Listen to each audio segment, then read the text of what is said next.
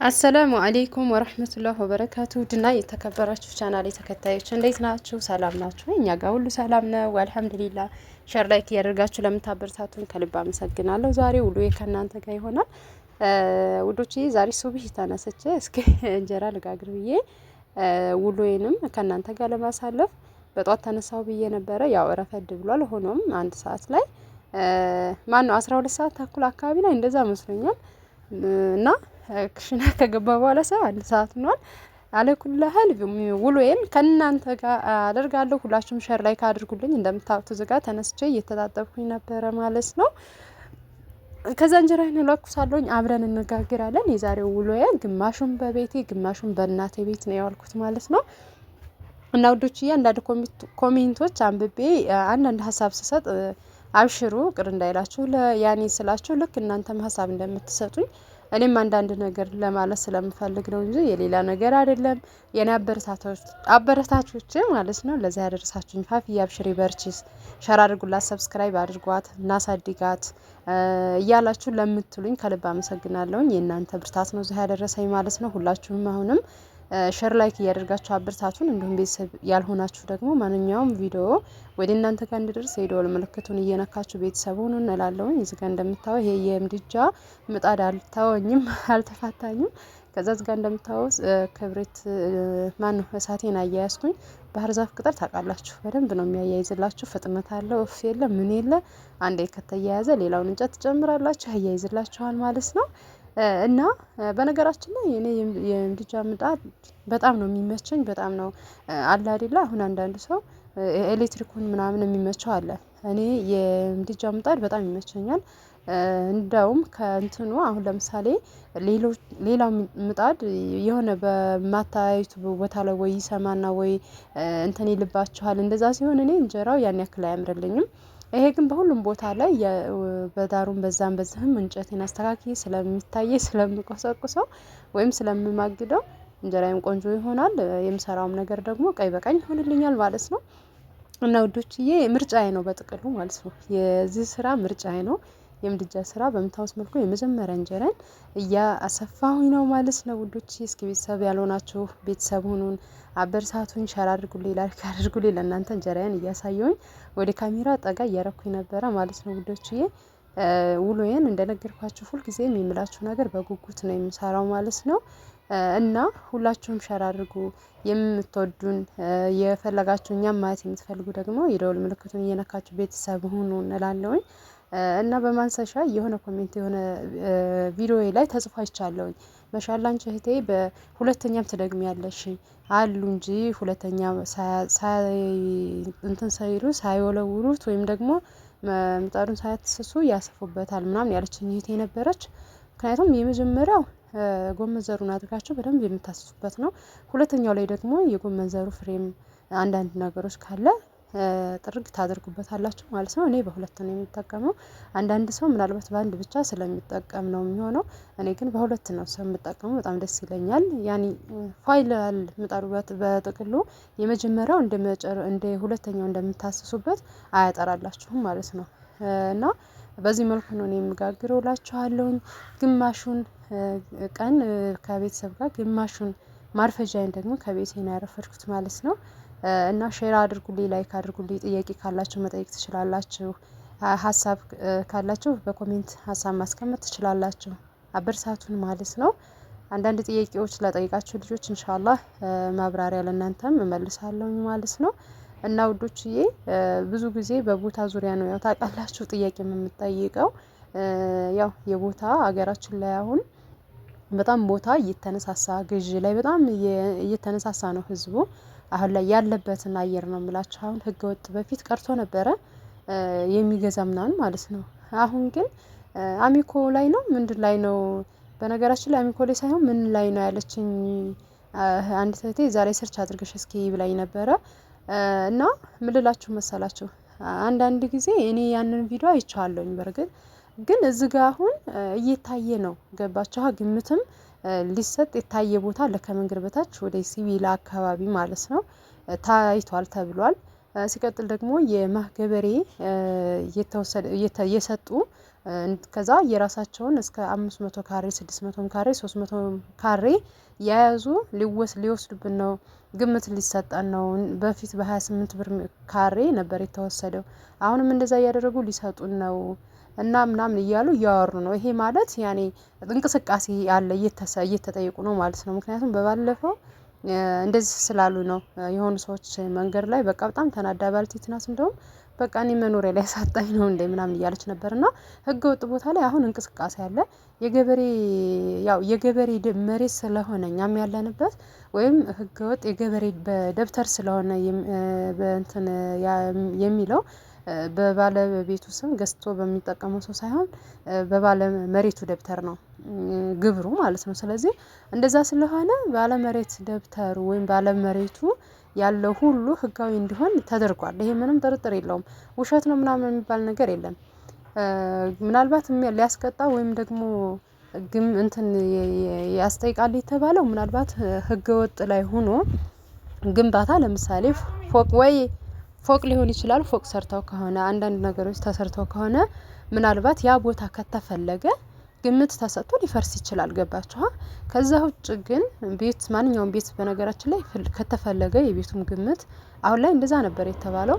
ከዛ የቦታውም ግምት ታስቦ ለባለመሬቱ ነው በነገራችን ላይ የቦታ ግምት የሚሰጠው። ከዛ በኋላ ያ ባለመሬቱ ባለደብተሩ ያ ነው ለእናንተ ሂሳብ የሚያደርግላችሁ። ያው ከደህነኛ ሰው ካጋጠማችሁ የተሰጠውን ሂሳብ አድርጎ ወደ እናንተ ጋር ገቢ ያደርጋል። መጥፎ ሰዎች ከሆኑ የገዛችሁባቸው ያው ዱንያ ጋር አሁን አዲስ በምትመጣው ወደዛ የሚያደሉ ከሆነ ደግሞ ለራሳቸው ተቆራጭ አድርገው ባልሆነ ዋጋ ስቦ ሊሰጧቸው ይችላሉ። ምክንያቱም ጠያቂ የላቸውማ። ግብር የሚከፍሉበት እነሱ ለምሳሌ የኔን ብነግራችሁ ግብር የሚከፍልበት ባለ ሰውየው ነው፣ ባለ መሬቱ ማለት ነው። እኔ ባለ መሬት ደብተር ውስጥ ያለ ቦታ ነው የገዛሁት። ገብቷቸዋል። ህጋዊ እስካልሆነ ድረስ እንደዛ ነው። እና አሁን እሱ እንደው የሆነ ችግር እንኳን ቢመጣ የራሴ ነው ቢል በጣም ከባድ ክርክር ውስጥ ነው የምትገቡት ማለት ነው። እና ያን የምታደርጉበት ወይ ሰው ወይ ገንዘብ ያስፈልጋል። ጠቀም ያለ ነገር የራሳችሁ መሆኑ መግዛታችሁን ራሱ ለማሳመን እና በጣም ከባድ ነው። ስለዚህ ይሄንን ነው እንጂ ከዛ ውጭ ያለው ግን ያው የታወቀ ነው። አሁን ላይ እንቅስቃሴ አለ ልላችሁ ነው። ውሸት ነው ያላችሁ ልጆች ስላላችሁ ነው። እንቅስቃሴ አለ። እኔ ሌላው ጋር አላቅም። ውሸት ነው የተባለውም እንግዲህ አላቅም። እኛ ክልል ኮምቦልቻ ላይ እንቅስቃሴ አለ። አሁን ሰው ራሱ ግዢ እየፈጸመ ያለው ምን ላይ ነው?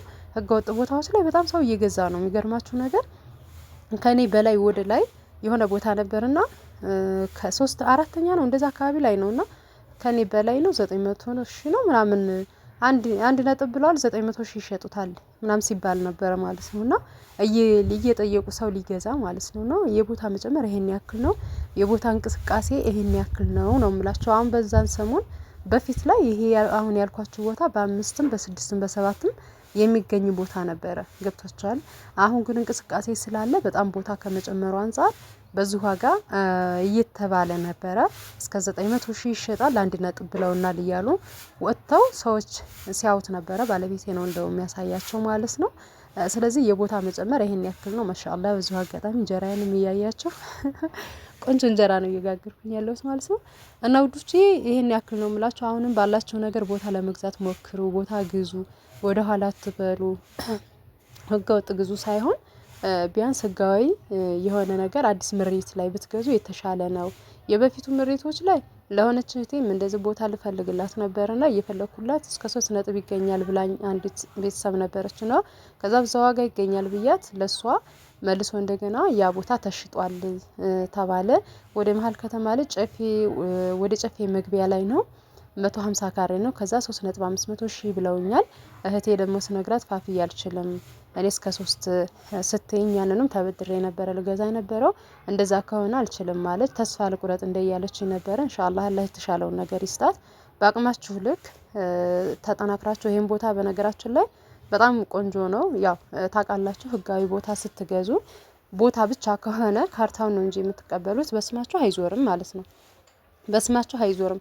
በስማችሁ የሚዞረው ሰርቪስም ይሁን ቤት ስትሰሩ ያኔ በስማችሁ ታዞራላችሁ ተሰርቶ ካለቀ በኋላ ማለት ነው። ስለዚህ እንደዛ ነው እላችኋለሁ። መግዛት አለባችሁ። ብር ያስቀምጣችሁ ልጆች ከብሩ ቦታ ነው የሚጠቅማችሁ። ብር ምንም ትርጉም የለውም። ማለት ቦታ የገዛችሁት ነገር ያተርፋችኋል፣ ውጤታማ ትሆናላችሁ። ነገር ግን ዝም ብላችሁ ብሩ ቢቀመጥ ለእናንተ ውጤት ስለሌለው ይሄን ተገንዛቢ በማድረግ በራሳችሁ ሀሳብ በራሳችሁ መንገድ የምታደርጉትን ነገር ውሳኔ በራሳችሁ እያደረጋችሁ ቦታም ይሁን ማንኛውንም ነገር ይሁን ያው የስራ እድል ለመፍጠር ስትመጡ ነው። እዚህ ገባችሁ? እዚህ አሁን አድርጉልን ብትሉ ከምታገኙት ወይም እናትርፋለን ከምትሉት በላይ ወጭ ታወጣላችሁ ማለት ነው።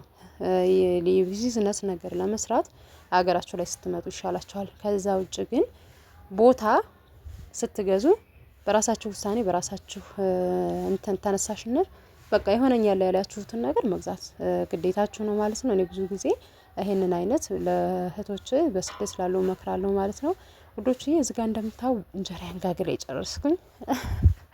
ወደ ብሎጌ ልመለስ ማለት ነው። እንጀራዬን ጋግሬ እንደጨረስኩኝ ቡና ምንድነው ድፍኑን ቡና ነበርና በጣም ነው ድፍን ቡና ከነ እንትኑ ገለባው ስትቆሉት በጣም ጣዕም አለው። ጤናም ነው፣ በጣም ይጣፍጣልም። ለምን ፍሬውን ብቻ ቆልቼ ተዋለሁኝ በተወደደ ቡና ብዬ ከነ እንትኑ ነው የቆላሁት። በጣም ቆንጆ ነው በነገራችን ላይ የብዙ ሰው ምርጫ ነው። ብዙ ሰው ይወዳል። እኔም በጥቅሉ እወዳለሁኝ። በፊት ላይ እጠጣ ነበረ ማለት ነው። አሁን ላይ ግን ማድረቅ ምናምን ይሆናል አይደለ? ደረቁን ገሳችሁት ካልሆነ እርጥቡን ከገዛችሁት ያን ያዛ ነው የሚያደርገው። እኔ ቀሽሩን ነው የምገዛው ማለት ነው። እስኪ ዛሬ እንሞክረው ብዬ በምታዩት መልኩ ለሶስት ነው ፍሬውን ለብቻ፣ ከዛ ደግሞ ገለባው ለብቻው ከፍ ከፍ ያላለው ያንን ለብቻ፣ ደቀቅ ያለውን ለብቻ ለሶስት ነው የለየሁት ማለት ነው። ከዛ በምታዩት መልኩ መጀመሪያ ላይ ቡናዬን እየቆላሁኝ ነበረ። ከቆላሁ በኋላ ትንሽ ገባ ሲለው ያንን እጨምረዋለሁ፣ ፍሬውን ከፍ ከፍ ያለውን ገለባውን ማለት ነው። ከዛ በኋላ ደግሞ ይሄኛውን እጨምራለሁ፣ በአንድ ላይ ቆላዋለሁኝ። በጣም ሳያር ቀላ ሲል አወጣዋለሁኝ ማለት ነው። እና በጣም ይጣፍጣል። በነገራችን ላይ ሞክሩት እላችኋለሁ። የቡና መቁለው ምናምን አያስቅም። ከዛው እንጨት ነው ከማግደው እንጨት ነው ያነሳሁት። በነገራችን ላይ ቡና መቁለው አይደለም። እና ያው ምድጃ ውስጥ የሚሰራ ሰው ሲስተም አይጠፋውም። አሁን በሆነ ነገር ብትቆሉ ወይ ማንኪያ ምናምን ያስፈልጋቸዋል። በምድጃ ላይ ስለምሰራ እንጨቴን ብድግ አድርጌ በምድጃ እንደምታዩት ቆላሁት። አያችኋ? ቡናዬን ወደ ጎን አደረኩኝ። ከዛ ገለባውን ከፍ ከፍ ያለውን እዚጋ መቁላት ጀመርኩኝ። ያኛውንም እንዳያርብኝ ነካ ነካ እያረኩኝ፣ ምክንያቱም እኩል እንዲበስልልኝ በመጀመሪያ ከፍ ከፍ ያለውን ቆዳውን ጨምሬዋለሁ። ጀንፈ እንትኑን ማለት ነው። ምንድነው ቅርፋቹን ወይም ምንድነው የሚባለው ዙሮ ይገባችኋል። ከዛ ምንድነው የማደርገው ደግሞ ደቀቅ ያለውን ይሄ ትንሽ ገባ ሲለው ጨምረዋለሁኝ ማለት ነው ውዶች። ይሄ በጣም ቆንጆና የሚጣፍጥ ነው። ሞክሩት። ያው ስትመጡ እዛ እንኳን ምናልባት ላይ ይገኝ ይችላል። በነገራችን ላይ ቡና ሀገራችን ላይ በጣም ተወዷል። ታውቃላችሁ አይደል? ለእናቶቻችሁ ለቤተሰቦቻችሁ ቡና ገዙላቸው በዚሁ አጋጣሚ ማለት ነው። ከዛ በምታዩት መልኩ አሁን ትንሽ ገባ ገባ አረኩት። አሁን ምንድነው የማደርገው ይሄኛውን ደግሞ ጨምረዋለሁ። በጣም ደቀቅ ያለ ስለሆነ ጨመርኩት። በአንድ ላይ ትንሽ ቡኒ እስከሚሆን ድረስ በደንብ አድርጌ ትንሽ ቆላለሁኝ ማለት ነው ውዶችዬ። እና አሁን ምንድነው ግማሽ ውሎ ይሄን እንደነገርኳቸው እዚህ ነው ብያቸዋለሁ ማሳልፈው። ይሄን ስራን ከጨራረስኩኝ በኋላ የት ነው የሚሄደው? እናቴ ጋር ሄዳለሁኝ ማለት ነው። ሸር አድርጉልኝ፣ ላይክ አድርጉልኝ። ቤተሰብ ያልሆናችሁ የምመቻችሁ ደግሞ ቪዲዮ ወደ እናንተ ጋር እንዲደርስ የደውል ምልክቱን እየነካችሁ ቤተሰብ ሁኑን። ያው ቪዲዮ ስለረዘመ ይቅርታ ይውልኝ፣ ሸር አድርጉልኝ። ኢንሻአላህ በሌላም ቪዲዮ ሻል ባለ ነገር እንመጣለን።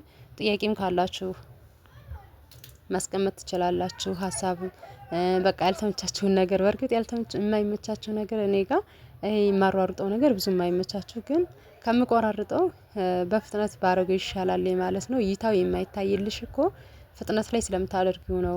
ፋፊ ብሎግ የሚሰሩትን ልጆች ለምን አታይም? እነሱ እንደሚሰሩት አድርገሽ ለምን አትሰሪ ምናምን ትሉኛላችሁ። እንግዲህ ያው ኢንሻአላህ እያደር እየተስተካከለ ይሄዳል። ለጊዜው በዚሁ እንቀጥልበትና ወደፊት ይስተካከላል ብዬ ተስፋ አድርጋለሁ ማለት ነው። እና ውዶች በምታዩት መልኩ በዚህ እንደምታዩት ትንሽ ገባ ይበለው ብዬ እየቆላሁት ነበረ። በጣም ቆንጆና ጣፋጭ ነው። ስትመጡ ሞክሩት እላቸዋለሁ። ይሄን ቡና ጣዕሙን ቀምሶት የሚያውቅ ነው የሚያውቀው አለዛ ምንድነው ምናምን ነው የምትሉት ማለት ነው። ግን በጣም ቆንጆና ጣፋጭ ቡና ነው ማለት ነው የምትጠጡት። እና ሞክሩት ስትመጡ እላችኋለሁ። ማሻአላ ተባረከ ረህማን። በጣም ሳያር ቡኒ ሲሆን ትንሽ ገባ ይበለውና እግፈዋለሁኝ ማለት ነው ውዶችዬ። የዛሬው ውሏችን በዚህ መልኩ ነበረ። እናቴ ቤት እንደሄድኩ ደግሞ ምሳ ለመስራት ወደ ክሽነ ገብቼ ነበረ። ያንን አሳያችኋለሁ። ነገር ግን እስከ መጨረሻው ቪዲዮ አልሆነልኝም። ምክንያቱም በመሀል እየቀረጸ መስሎኝ ነበር። እኔም አላየሁትም፣ ጠፍቶብኛል ማለት ነው። ምንም ማድረግ አይቻልም። ልጅ ያው የካሜራ እንትን ነው ችግር ነው ማለት ነው። ከዛ በምታውስ መልኩ ቡናችንን ቆላለን ጋፍን ማለት ነው። ወይ እህቴ ነይ ሰላም ባያቸው፣ ቤተሰቦቻችንን ሰላም ባያቸው፣ ሰላም ባያቸው። አማ መስከው ሰይታለ ይገዛሽው ይታለ። ከዛ እዚህ ጋር እንደምታው ወደ እናቴ ጋር እየመጣን ባጃጅ ላይ ተሳፍረን አዲ ሰብሪና ጋር ነይማ ይላሳይሽ። ወደ እናቴ ጋር እየመጣን እዚህ ጋር ባጃጅ ላይ ተሳፍረን ነበር ቪዲዮ ቀረጽ ነው። እና አቤት እንደደረስን ምሳ ልንሰራ ወደ ክሽና ገባን። ሰብሪና ጋር ያው የሴት እንግዳ የለውም ነግሬያቸዋለሁኝ። ሁሌም እናቴ ጋር ስንመጣ እኛ ወደ ስራ ነው ወደ እንትን አንልም ቁጭ ማለት የለም።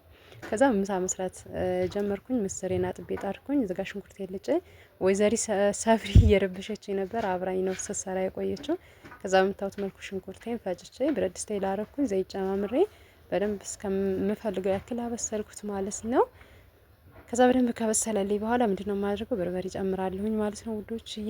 እስከ መጨረሻው ቪዲዮ አልተቀረጸም፣ ምክንያቱም ያው በመሀል ተቋርጦ ነበረ። እስከዚህ ድረስ ነው የተቀረጸው ማለት ነው። ሁላችሁም ሼር አድርጉልኝ፣ ላይክ አድርጉልኝ። ቤተሰብ ያልሆናችሁ ቤተሰብ ሆኑ። ጥያቄም ካላችሁ ጥያቄ ጠያይቁን። ኢንሻአላህ በሌላ ቪዲዮ እስከምንገናኝ ድረስ ሰላም አለይኩም ወራህመቱላሂ ወበረካቱ።